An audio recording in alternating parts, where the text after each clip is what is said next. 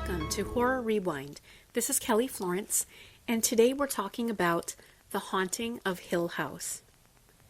This will be a spoiler-filled episode, and so if you don't want to hear spoilers, I'll tell you up front, we highly, highly, highly recommend this show, and so if you haven't seen it and you don't want any spoilers, stop listening now. If you have seen it, congratulations. It is amazing, isn't it? So first of all, some facts about this TV show. It just came out on Netflix, and it is created by Mike Flanagan. Now, we love Mike Flanagan. He has done some of our favorite horror movies from the past several years. He is the writer, director, and editor of Oculus, which we really enjoyed, Hush, Before I Wake, Ouija, or An Origin of Evil, and Gerald's Game. And we loved every single one of those movies, so we were hoping, of course, that this would be an adaptation that we would love, and it absolutely is. It's based on the novel by Shirley Jackson, which Meg is going to tell you a little bit more about, and it's got this stellar cast. There's 10 episodes, and so you can watch it all in a day or a weekend if you've got the time. Hashtag no shame, I watched it all on the day it came out. I was able to, I had the time, and I regret nothing. So Meg, tell us a little bit about Shirley Jackson. Hey everyone, have you been watching Haunting of Hill House on Netflix? I have got the chance to watch the first 2 episodes, and I am of course hooked. I had high expectations, and it still has met and exceeded my expectations.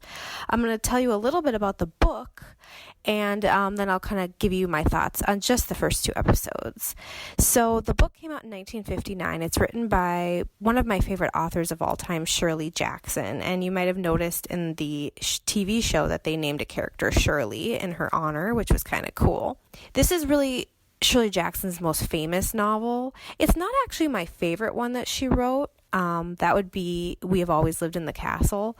But Haunting of Hill House is really sort of the beginning in a lot of ways of really the reemergence of ghost fiction. And it really is psychological, which is very cool. In fact, it's so psychological, and that's kind of what Shirley Jackson was known for, that we don't really see a lot of ghosts, so to speak, in the novel. It's a lot more of inferences and a lot more of terror of the mind. It's been, of course, turned into movies in the past. It's been quite a popular play. And the book itself is actually quite different from the TV show as far as how the story goes along. But that doesn't really bother me. I sort of really like reinventions like this. You know, I recently went to a play of Dracula, and it was called like a reinvention, and it ended up being really the same Bram Stoker story that we all know. And so I was a little disappointed. So this is actually a great sort of reinvention, I think, because in the book, it's about sort of a group of strangers, really, who end up going to this house. And that's really a fun conceit, but I actually really like how this is about siblings and how there's this story of the mom and the dad, and we see them as children, and then we see their dynamics as they have now grown older.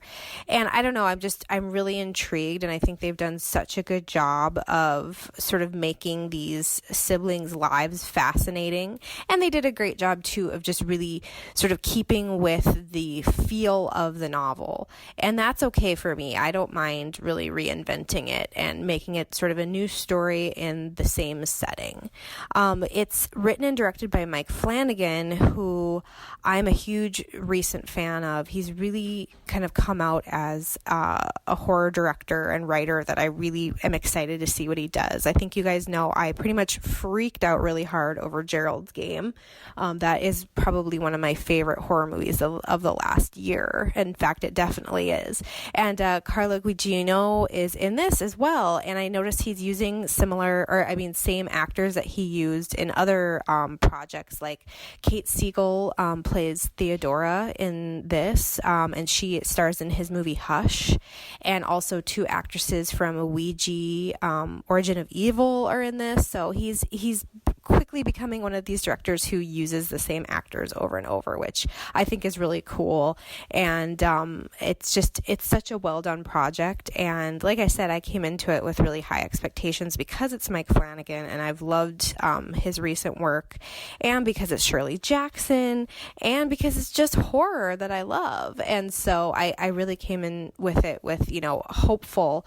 And so far I am blown away. And I think we could all agree, if you've had the chance to watch it already, that it just has a really great backbone of a story of these siblings, and really just what I love most about horror, which is sort of delving into people's past and sort of connecting that with the horror of the present. And so I'm just in for this wild ride, and I can't wait to watch more. I'm going to be spending the day today bringing my kids to a pumpkin patch, but I'm going to be thinking about when can I get back in front of the TV to watch more Haunting of Hill House. So let us know what you think about it. I'd love to hear on Twitter, Facebook, Instagram, all that. Let us know what your thoughts are. Are you loving it as much as Kelly and I are?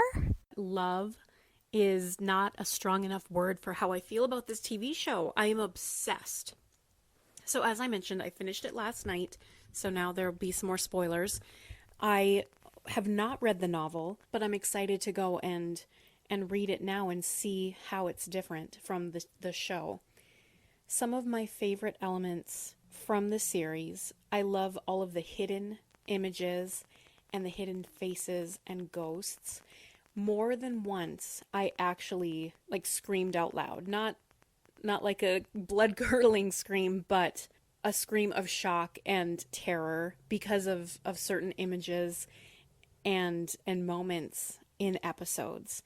You know me, if you've listened to the podcast, I am a sucker for kids not being believed when scary things are happening. That gets me so much. And this entire series is about that. What do we believe? What are we seeing? Do we believe our own eyes? Do we believe other people, what they say? These sibling relationships are so amazing, and seeing how they progress and change based on this shared experience and what they saw or didn't see. The episode that takes place in the funeral home, and they do all of the long takes, it's the constant shot for each act. I could not believe it. The filmmaking, the storytelling, how they paced this show is exceptional. This has to be one of the best horror TV shows I've seen in my life. And I'm being so dramatic, I know. But it's really, truly that good. And how many female characters? My goodness, there's so many. And the acting is incredible. There's so many monologues. I kept thinking, I come from this theater background. I'm like, ooh, this would be a good monologue for somebody for an audition or a piece. Because there's so much talent, and there's so many moments when these actors get to shine. So I really appreciated it. The bent neck lady has to be one of the most terrifying, horrifying things I have seen. And the reveal on what the meaning of that is, I was crying. That's the other thing. I shrieked out loud while watching this show in several places, and I cried probably over 10 times. It made me tear up and openly sob. That's how good it is and how well done it is. I am so impressed. I'm so thankful that we have the media option of streaming TV shows now, like Netflix or Hulu or Amazon, where we can watch things, we can binge watch an entire series all at once. And also where it's not like the old TV setup where, well, you have to make 22 episodes to fill a season. Or well, let's try to cram all this story into just an hour and a half or 2 hour movie. This is such great filmmaking, but we get it in this format of long form storytelling. Ugh. What a time to be alive, or Rewind listeners. Tweet us, email us, tell us what you think of The Haunting of Hill House, and I hope you enjoyed it as much as we do. Until next time, we'll see you in the horror section.